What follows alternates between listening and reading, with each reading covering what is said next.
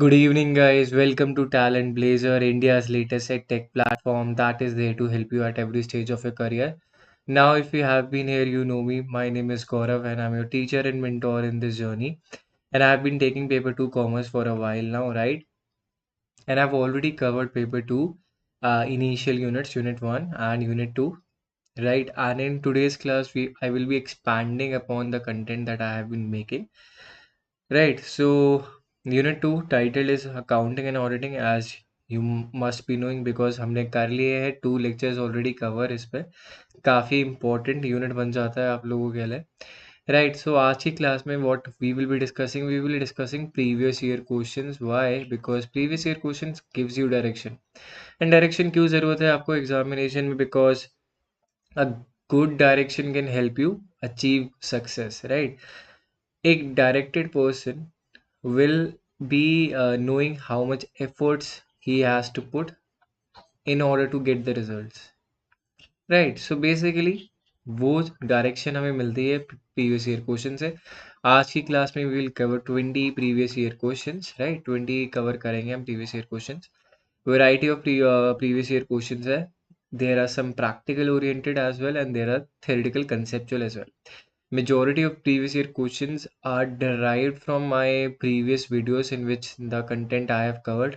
Right, तो ऐसा है कि कुछ यूनिक भी होगा ऐसा भी नहीं बिल्कुल कि सारा का सारा जो उस क्लास में करा है that only will be coming but या that would be the majority of the part of your actual 20 previous year question तो मेजोरिटी उसी में से होगा बट हाँ ऐसा नहीं है कि वही है more and less you learn something new through the way काफ़ी इंपॉर्टेंट बन जाता है आपके लिए राइट तो आज की क्वेश्चन में आज की जो वीडियो सेशन में आपको एक पैसिव लिसनर नहीं एक एक्टिव लिसनर बनना है वो मैं हमेशा बोलता आया हूँ why because whenever you are attempting any video or like watching any video so you should be an active listener and specifically in previous year question specific videos why because you should give like I will be also giving you some time to attempt those questions आपको अपने आप को time देना ज़रूरी है इन questions को attempt करने से अब जब आप टाइम दोगे then definitely you'll know what is the primary response of yours whenever that question comes गलत सही but actually you will know कि आपका रिस्पॉन्स क्या है राइट तो उसके according you will rectify those mistakes and ultimately make a good choice जो कि करेक्ट चॉइस होगी बाय वॉचिंग दिस वीडियो ठीक है तो आज की क्लास में हमें कवर करें 20 previous year question okay so अब स्टार्ट करते हैं with the first one right तो इसमें क्वेश्चन में क्या बोला हुआ है कि कौन सा accounting principle like which accounting principle requires that an entity should use the same accounting methods and procedure from one period to the next right so basically what the question is saying that accounting method and procedures of a firm should remain constant which accounting principle talks about this should remain similar ठीक है change नहीं होना चाहिए frequent changes नहीं होने चाहिए similar रहना चाहिए उसके बारे में हम बात कर रहे हैं ये आपका अकाउंटिंग मेथड एंड प्रोसीजर से रिगार्डिंग उससे रिलेटेड क्वेश्चन है ये मैंने वीडियो में भी कवर कर रखा है बहुत सिंपल सा क्वेश्चन है काफ़ी टाइम टेकिंग नहीं है still I am giving you 30 seconds to attempt this question on your end right और एक और चीज़ मैं बताना भूल गया towards the end of the video in the comment section what you have to do is basically tell your score आपका कितना स्कोर है out of 20 question how many you got correct honestly जितना भी आएगा ऑनेस्ट रिस्पॉन्स देना so that I can actually help you to proceed ahead कि आपका कहाँ प्रॉब्लम आ रहा है एंड कहाँ से you can actually help your self ठीक है एक डायरेक्शन वहाँ से भी मिलेगी तो अकाउंटिंग प्रिंसिपल की बात करें जहाँ पे एक entity should use the same accounting method and procedure from one period to the next this is call as consistency मतलब आप कंसिस्टेंट रहोगे अपने प्रोसीजर्स में right you won't be changing your accounting method and procedure so what that will do is firstly your statements right जैसे हमारी income statement है हमारा balance sheet है दीज विल बी कंपेरेबल ठीक है previous year comparison comparable right from previous years from decade ago so this is how consistency help आप किसको help करा जाता है इसमें? स्टेक होल्डर्स को. So basically this is helpful for stakeholders, right? So basically they all get what they want, what the information that they are seeking. ठीक है. तो ये कंपैरिजन करने में हेल्प करता है अगर आप कंसिस्टेंट रहोगे, अगर आपकी बैलेंस शीट कंसिस्टेंट रहेगी.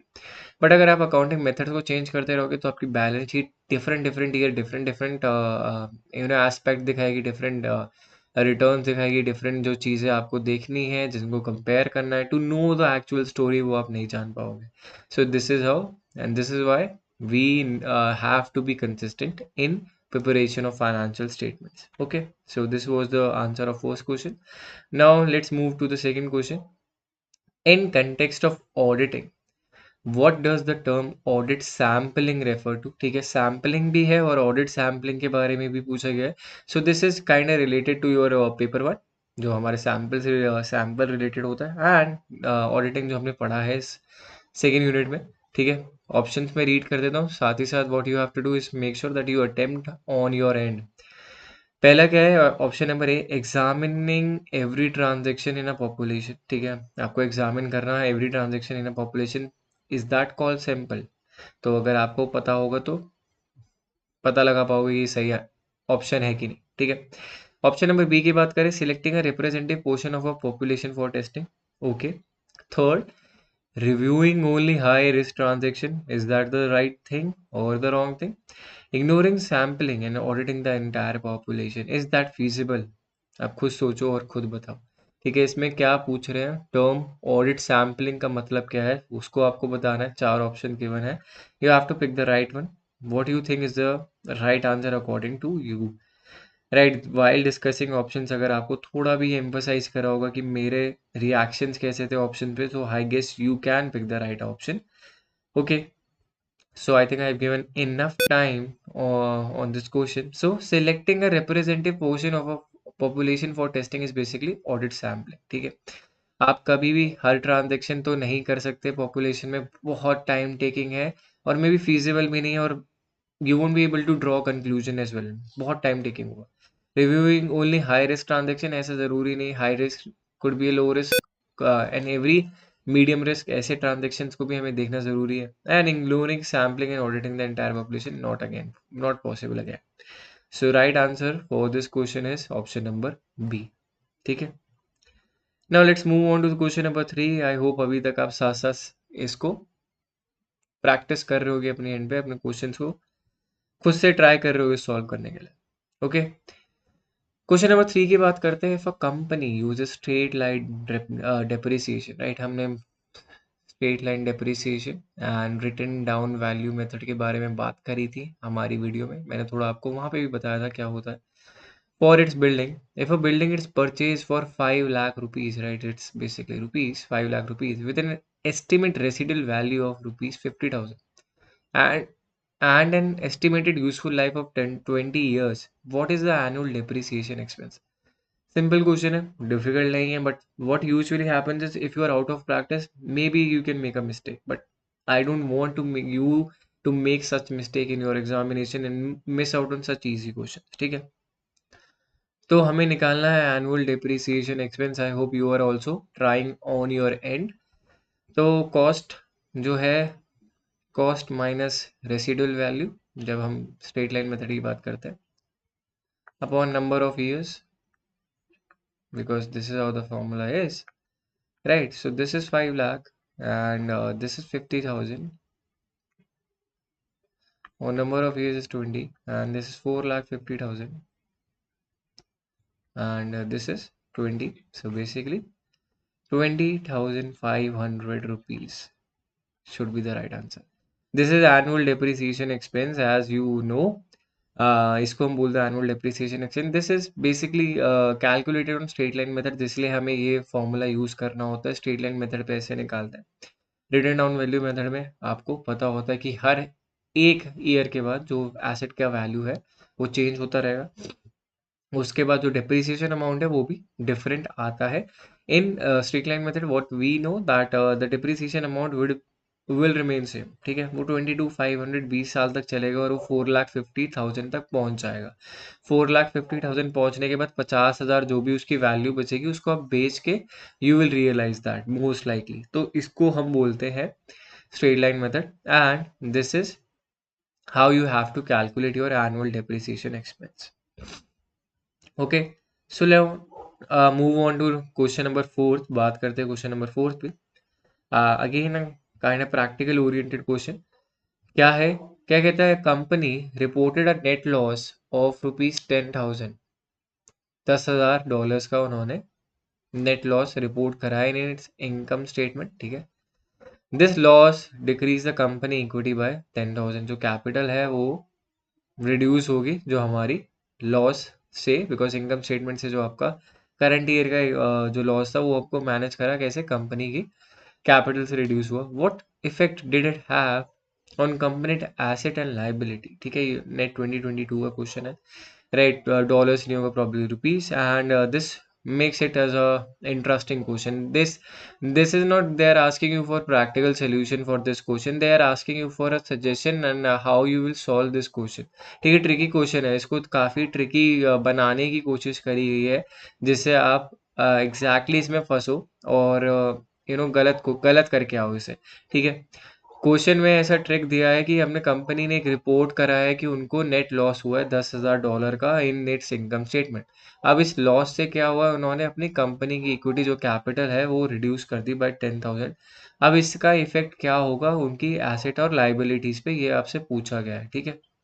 So quite an interesting question and very smartly put. So I'm giving you some time to actually figure out कि क्या होना चाहिए। तब तक मैं ऑप्शन रीड कर देता हूँ। फर्स्ट ऑप्शन ये कहता है कि डिक्रीज कर दो एसेट्स को और इंक्रीज कर दो लाइबिलिटीज को, मतलब हमारे एसेट रिड्यूस होना चाहिए जो लॉस हुआ है। या फिर वो कहता है ऑप्शन बी, डिक्रीज कर दो एसेट्स को और डिक्रीज कर दो लाइबिलिटीज को। दोनों चीज़ें तो होना ही, दोनों ही डिक्रीज हो तो ऐसा मुश्किल ही है, तो मेरे ख्याल से इसको मार्क ही कर देते गलत। थर्ड कह रहा है कि no effects on asset and liability, may be और may could not be. Fourth point क्या कह रहा है, increase asset and increase liability. As I said कि दोनों होना बहुत मुश्किल है, गिवन कि आपका लॉस हुआ है तो लॉस चार्जेबल होता है, ना कि आपका एसेट बढ़ा देता है, ना कि आपकी लाइबिलिटीज, ठीक है। तो दोनों में से कुछ होना चाहिए। So I think I have given you enough time. इसमें अगर हम क्वेश्चन में देखें, देखो इसका answer number option number C है। वाई? बिकॉज इसमें कंपनी ने रिपोर्ट तो करा है आपका net loss of 10,000 in its income statement, P&L जो हमारा इनकम स्टेटमेंट होता है। जब इससे क्या हुआ, लॉस से कंपनी की जो इक्विटी है, जो ओनरशिप में कैपिटल है, वो हमने लॉस से माइनस कर ली, राइट। तो अगर आपको जो हमारी इक्वेशन होती है अगर वो याद भी होगी, तो उसमें भी हम यही डिस्कस करते हैं, जो भी कैपिटल है कैपिटल से ही लॉस का जो विड्रॉल होता है वो ही वहीं से माइनस हो जाता है, ना कि आपका कंपनी के एसेट और लाइबिलिटी से, राइट। लॉस का इफेक्ट कैपिटल पे ही आता है, कंपनी की एसेट एंड लाइबिलिटी साइड पे कुछ नहीं आता, ठीक है। तो दिस इज हाउ आपका जैसे हमारा कैपिटल होता है ना, is equal to assets plus liability, basically जो हमारी इक्वेशन होती है इसमें, जैसे मैंने बताया कि हमारा लॉस जो है वो कैपिटल से रिड्यूस होता है, एसेट और लाइबिलिटीज पे कुछ रिडक्शन नहीं आता, कुछ चेंजेस नहीं आता है। तो इसमें ऑप्शन नंबर सी होगा कि कोई इफेक्ट नहीं आएगा एसेट एंड लाइबिलिटीज के ऊपर, ठीक है। अब बात करते हैं क्वेश्चन नंबर 5 पे। आई नो कि काफ़ी बच्चों का ट्रिकी क्वेश्चन लगा होगा। Why? Because this is where examiner sets you, basically जो question number last question number 4 था, this is where examiner wants to basically test you, आपकी नॉलेज टेस्ट करना चाहता है। वहाँ पे एक ऐसी स्टेटमेंट बनाना जहाँ पे आपको लगे कि हाँ लॉस हुआ है तो डेफिनेटली एसेट एंड लाइबिलिटीज पे इम्पैक्ट आएगा। दैट इज नॉट ट्रू, आपके कैपिटल पे आता है। हमने देखा है अकाउंटिंग इक्वेशंस में भी हमने लर्न करा है, जो भी लॉस है जो भी प्रॉफिट है that impact capital only, asset and liabilities पे कुछ फर्क नहीं पड़ता है उससे, ठीक है। अब बात करते हैं नेक्स्ट क्वेश्चन पे। क्वेश्चन नंबर 5 पे आते हैं, which of the following are components of cash flow under international financial reporting standards, right. तो I don't think so anyone will be giving the wrong answer here. इसमें options भी हैं, 4 options है, तो basically multiple answer है इसमें। तो मुझे नहीं लगता इसमें anyone could go wrong, but given इन्होंने यहाँ पे एक टर्म ऐड कर दी, international financial reporting standards, why to basically make the students, the aspirants, basically those who are writing the exam confuse, right, वो कंफ्यूज हो जाए। तो अब क्या है, कंपोनेंट्स क्या है कैश फ्लो स्टेटमेंट के under Indian financial reporting standards? तो ऑपरेटिंग, इन्वेस्टिंग एंड फाइनेंसिंग है, so option number two ABC would be the right answer. I don't think I should be spending more time on this question because this is pretty given कि क्या क्या होते हैं, but still sometimes student make mistake and they lose out on such easy marks। तो मैं वो नहीं चाहता कि आप वो करो और easy marks को कभी miss out कर दो, right? So this you shouldn't be doing। कम से कम easy marks को you should definitely make sure कि आपके वो score हो जाए। Okay, now let's move on to question number 6। बात करते हैं question number 6 की। What are the factors that an auditor should consider when assessing the risk of material misstatement in financial statement? ठीक है, चार ऑप्शन दे रखे, multiple option as it there would be multiple correct answer for this one. तो वो पूछ रहा है कौन कौन से फैक्टर्स होते हैं जो एक ऑडिटर को कंसिडर करने चाहिए जब वो असेस करता है risk of material miss statement. मतलब जो मिस स्टेटमेंट है financial statement, that is pretty hefty, काफ़ी इंपॉर्टेंट है। अगर आपने मिस रिप्रेजेंट करा है तो that will impact your financial statements, everything will be impacted, your books might be impacted in a positive way or a negative way, whichever way you wanted it to be, but by not showing the true figures, right? तो उसकी वजह से material miss statement है। अब इसमें पूछ रहा है कौन कौन से फैक्टर्स होंगे, तो चार ऑप्शन दे रखे हैं, there are multiple answers as you know because option दे रखे हैं। Option number A is basically the complexity of the entities operation, the auditor's familiarity with the industry, the company's stock price, and the quality of internal control system. So basically, you have some time to ponder upon this question and figure out which one will be the right answer. ठीक है, factors पूछे that an auditor should consider when assessing the risk of material misstatement in financial statement. Okay, complexity of the entity's operation, auditor familiarity with the industry, company stock price, and the quality of internal control system. ठीक है, option है हमारे पास, चार option है। So the right answer of this question is the complexity of the entities operation, the auditor's familiarity with the industry, and option number D the quality of internal control system. Company stock price is not a misstatement, वो कुछ इतनी बड़ी बात नहीं है। These three are the major thing that have to be considered and this is the material misstatement in financial statement that have to be considered. ठीक है, इनको कंसिडर करा जाता है when assessing the risk of material misstatement. ठीक है, अब बात करते हैं, बढ़ते हैं अपने नेक्स्ट क्वेश्चन पे, क्वेश्चन नंबर 7 पे। कौन सी फाइनेंशियल रेशियोज को यूज करा जाता है commonly use to assess a company's की लिक्विडिटी? ठीक है, which of the following financial ratios are commonly use to assess a company's liquidity?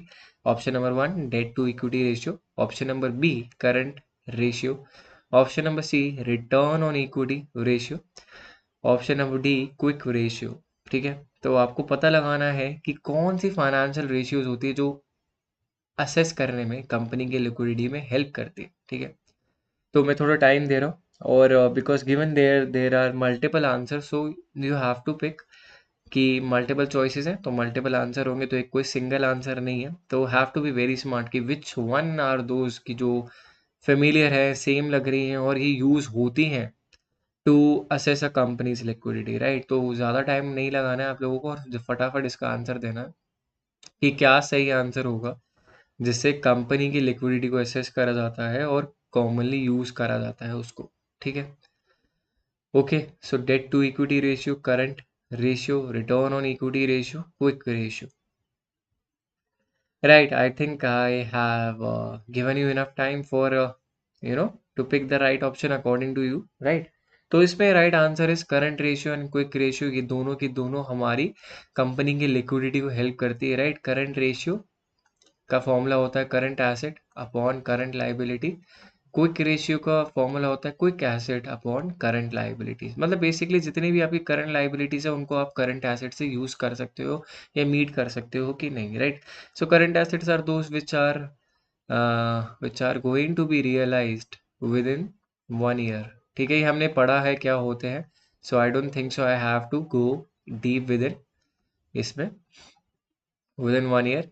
अब लोगों को काफ़ी like we all have studied कि डिफरेंस क्या होता है करंट रेशियो और क्विक रेशियो में, बट एग्जामिनेशन के टाइम याद नहीं आएगा बिकॉज आपने डिफरेंस याद नहीं करा। तो quick ratio doesn't include inventory and account receivables, ठीक है। इसके अलावा there is no difference between current asset and quick asset, बस this is basically Q A is equal to C A minus inventory minus accounting receivable. तो इसका कहने का मतलब क्या है, जो हमारे क्विक एसेट्स होते हैं ना, इन्वेंट्री को थोड़ा टाइम लग जाता है सेल आउट करने में, जो स्टॉक होता है हमारे पास पड़ा हुआ वो इमीडिएटली नहीं बिकता है। That is the logic behind this, right. Account receivables को बिकॉज पैसे रिसीव करने में भी टाइम लगता है, इट्स नॉट कि आपने बिल्स रिसीवेबल ड्रॉ करा और आपको उसी दिन पैसे मिल जाएंगे।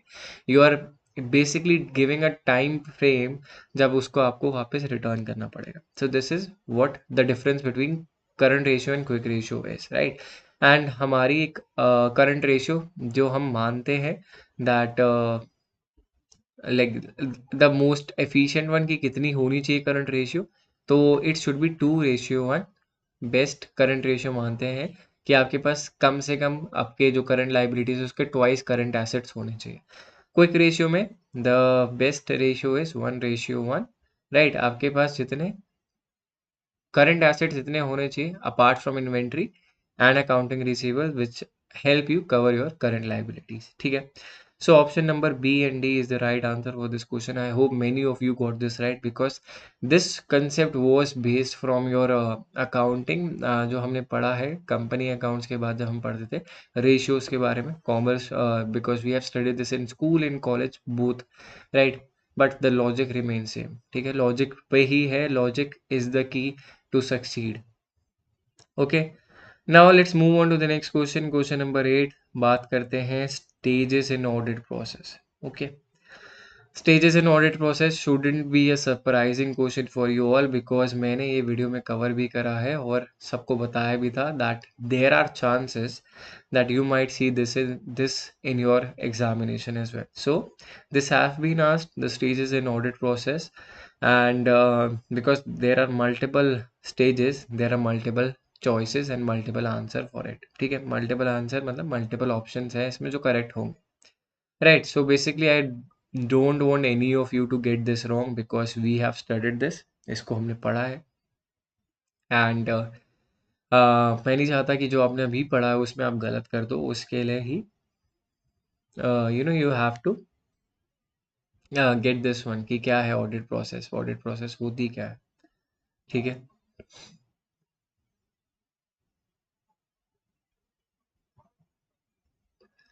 राइट, तो I have given you some time, थोड़ा सोच के इसको आंसर करना, just don't go blindly.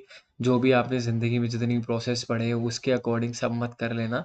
Just go blindly by, don't go blindly, बस सोचो कि what would be the right stages that we have discussed in the videos, ठीक है। Right, so planning is the one, मैंने अब answer discuss करना start करा। So planning is the one, the stage in the audit process. Then there is definitely field work, you have to visit those factory sites whether those assets are actually present or they are in the books only. So you have to do the field work, right?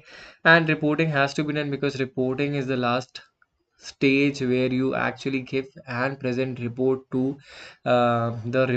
to the relevant parties, right? So that is one of the main important thing, that you have to prepare a report, summarize everything, because when you plan, you make out or you chart out all your objectives in auditing, what your objective is।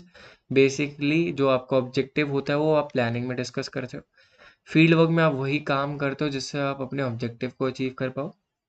Reporting में आप एक report तैयार करते हो जिससे जो भी relevant parties हैं, जो भी कंपनी के ओनर्स हैं और जो स्टेक होल्डर्स हैं, they get to know about कि एक्चुअली में कंपनी में चल क्या रहा है, because reporting is very important, right. So these three actually are the stages in audit process. तो हमारा option number A B and sorry A B and D, मैंने गलती से वो कर दिया, एक second.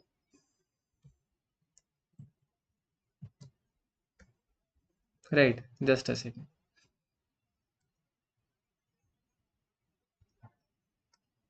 Option number A B D is the right answer for this question, ठीक है। तो ऑप्शन नंबर सी नहीं है, रिव्यू नहीं करते हम ऑडिट प्रोसेस में, because we are planning, we are fielding, we are reporting, that's it, that's our part, that's we have done, ठीक है। रिव्यू हम इंटरनल ऑडिट प्रोसेस में करते हैं, but not in external audit process, ठीक है, वहाँ पे नहीं होता है। Okay, so now let's move on to the next question. I hope everyone got that question right. Which of the following are objectives of internal auditing? Internal auditing की बात ही कर रहे थे, and internal audit के objectives भी आ गए, ठीक है। पहला क्या है, डिटेक्ट करना एंड प्रिवेंट फ्रॉड को, डिटेक्ट करना है और प्रिवेंट करना है फ्रॉड को, could this could be the right option.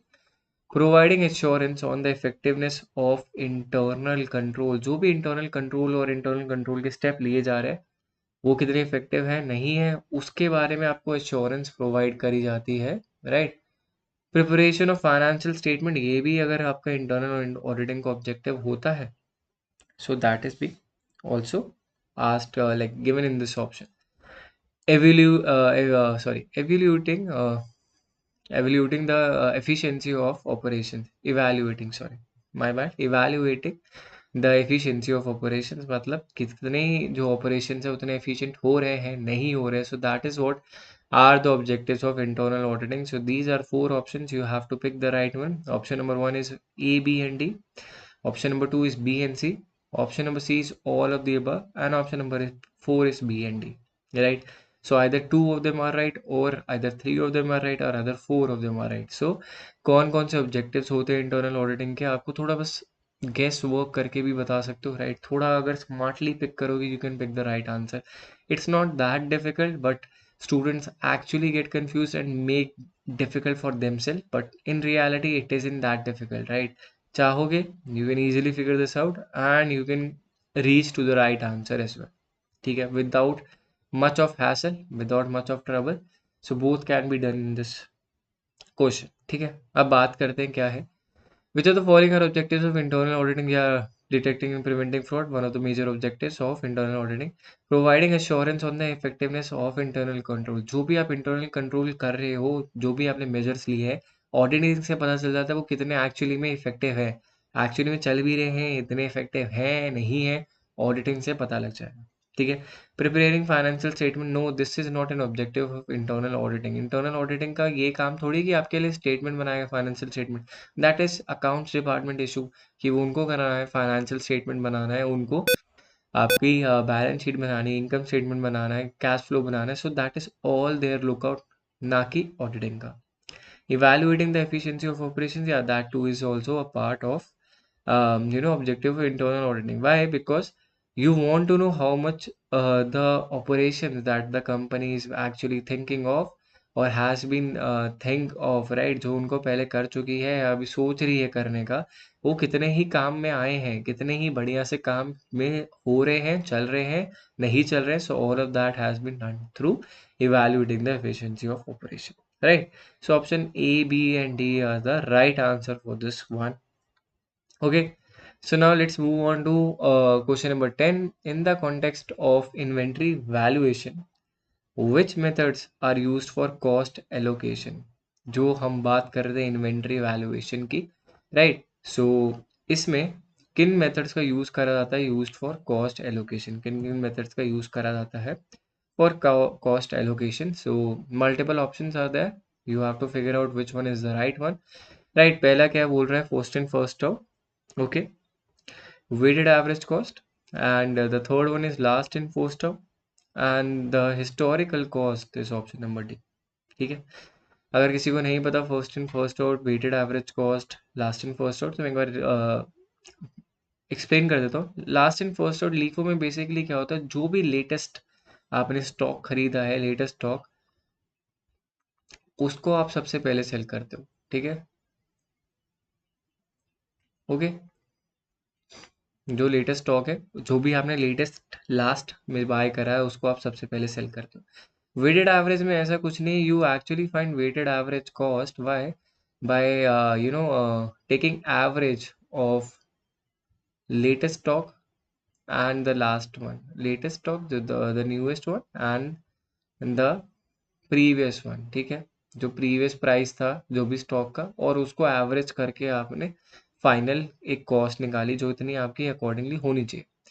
FIFO में क्या होता है, जो फर्स्ट इन फर्स्ट आउट, जो सबसे पहले आया, तो oldest one, the oldest one sells first, right. So oldest one sells first, first in first out, okay, जो पहले आया उसको पहले भेज दिया, जो पहले आया था।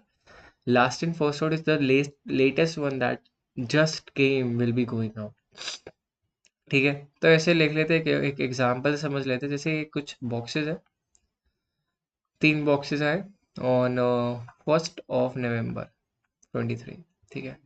पर उसके बाद है 4 नवंबर 23 को बॉक्सेस आए हैं 3 और, but these are priced bit higher. ये है 11 रुपए के, these are of 10, these are of 10 and these are of 10, 10 रुपए के boxes and this for in LIFO हो। और 5th को हमारी डिलीवरी है, on 5th delivery date, DD is basically delivery date. On 5th, according to LIFO, these stocks will be sold first. Like जो उनका 3 का ही डिलीवरी है तो ये पहले 3 जाएंगे. In first out method, these first in first out method, these 3 will go, right? जो पहले आए थे. In weighted average cost, what will we do is basically mix up कर देंगे इनको, right? तो एंड 10 + 11 को हम डिवाइड कर देंगे बाय 2, दिस इज 10.5, जो हमारा एक वेटेड कॉस्ट आ जाएगा for 3, that will be like and 31.5, इस केस में आएगा 33, इस केस में आएगा 30, वेटेड एवरेज में आएगा 31.5। तो जिसको हम बोलते हैं इन्वेंट्री वैल्यूएशन करने के तरीके, ये होते हैं हमारे मेथड जो कॉस्ट एलोकेशन में लगते हैं कि कितनी कॉस्ट होगी। हिस्टोरिकल कॉस्ट नहीं होता है इसका आंसर। जो हिस्टोरिकल कॉस्ट मतलब परचेजिंग, जो हमारे एसेट्स का परचेजिंग प्राइस होता है उस पे हम बैलेंस शीट पे मेंटेन रखते हैं उस परचेज प्राइस को, that is not the right answer, historical cost नहीं होता, ठीक है। So option A, B and C are the right answer for this question. I hope I have explain this concept well. समझ में आ गया होगा कि फर्स्ट इन फर्स्ट आउट क्या होता है, वेटेड एवरेज क्या होता है, लास्ट इन फर्स्ट आउट क्या होता है, okay. That actually brings us towards the end of the video. I hope आपने सबके सबने 20 क्वेश्चंस अटेम्प्ट करे हो, 20 क्वेश्चंस साथ में अटेम्प्ट करे हो, right. And okay, so one more important announcement that I think majority of you must also be preparing for paper one as well, because paper one is also a formidable part of your examination. वो भी important है, उसके बिना paper बनता ही नहीं है, देना ही देना है, ठीक है। तो अगर if you want to prepare your paper one, आपको बिल्कुल भी clue नहीं है कहाँ से start करना है, so what we are doing at Talent Blazer, we are providing you free ebook on any unit, not only mathematical reasoning and aptitude, all unit 5, this one is unit paper 1 की सारी 10 on 10 units की हम आपको free ई book दे रहे हैं। So what you have to do is basically WhatsApp on this number 9873907600 and you can receive your ebook for free. बस message करना है and you can claim your free ebook, right. So this is a limited time offer and you have to be fast to claim this one, ठीक है। अब इससे बाद हम बात करते हैं, okay, so thank you firstly, and I just want to know that how many of you calculated your marks. Comment में बताना, comment section में आपके कितना स्कोर है, right? So if your score is above 16 out of 20, then you are in the right direction. All you need to do is practice more mocks. अभी आप सही रास्ते पे हो, more बहुत सारे मॉक्स प्रैक्टिस करोगे तो आप सही और तरफ चले जाओगे, 16 को 20 या 18 19 में कन्वर्ट कर लोगे। उसके बाद अगर हम बात करें, if you are anywhere around 12 to 16, you need to cover your basics. कहाँ कहाँ गलती हुई है तो बेसिक्स रिवाइज करने की बारी है। And if you are anywhere below, right, below 12, then what you have to do is, आपको पढ़ाई करनी है वही बहुत ज़्यादा, उसके उसके बिना कुछ नहीं होगा। आपको हैव टू स्टार्ट स्टडिंग, उसके वो तो बहुत ज़रूरी है, ओके। ये सब काफ़ी ज़रूरी है, राइट। तो मैंने आपको बता दिया, अपना स्कोर ज़रूर टैली कर देना और इससे अंदाज़ा लगा लेना कि आपको कितनी तैयारी करने की ज़रूरत है, ठीक है। So if you like the video, please do click on the like button and subscribe to the channel so that whenever I come up with the next video, you get notified for the same, and share this video with your friends so that they also get benefited by the content that we are making, right? Another major important announcement is that the Talent Blazer app is available on Google Play Store. The link for the same will be mentioned in description below, right? So that app is also free पे available है app, right? और इसको app को आप use कर सकते हो play store पे जाके और डाउनलोड कर लो प्ले स्टोर पे एंड उसके बाद ऐप में you can give a mock test for free, so that is also there, ठीक है। आपकी प्रिपरेशन में मॉक टेस्ट में आपके सोल्यूशन भी बहुत क्रिएटिवली दिए गए, ऐसा नहीं है कि सिंपल प्लेन सोल्यूशन दिए, जहाँ पे भी आपसे गलती हो रही है उसको बेटर बनाने की कोशिश करिए, ठीक है। सो मेक श्योर आप सब्सक्राइब करना ना भूलो, बेल आइकन दबा देना, so whenever I come up with videos on paper 2 commerce you get notified for the same, right? So thank you all for joining today. We will meet in the next video.